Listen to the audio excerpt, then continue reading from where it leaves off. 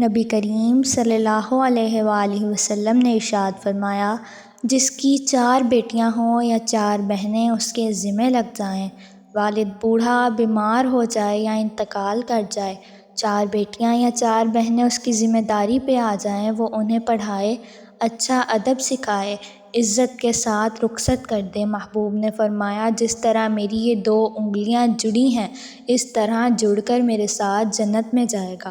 ایک صحابی نے عرض کی، حضور بیٹیاں اگر 4 نہ ہوں 3 ہوں؟ نبی پاک صلی اللہ علیہ وآلہ وسلم نے فرمایا، اللہ تعالیٰ پھر بھی یہی درجہ عطا کرے گا۔ ایک صحابی نے عرض کی، حضور اگر 3 نہ ہوں 2 ہوں؟ تو پھر بھی نبی پاک صلی اللہ علیہ وآلہ وسلم نے فرمایا کہ اللہ یہی درجہ عطا کرے گا۔ ایک اور صحابی نے پوچھا کہ یا رسول اللہ صلی اللہ علیہ وآلہ وسلم اگر بیٹی 1 ہو؟ فرمایا، اللہ تعالیٰ پھر بھی یہی درجہ عطا کرے گا۔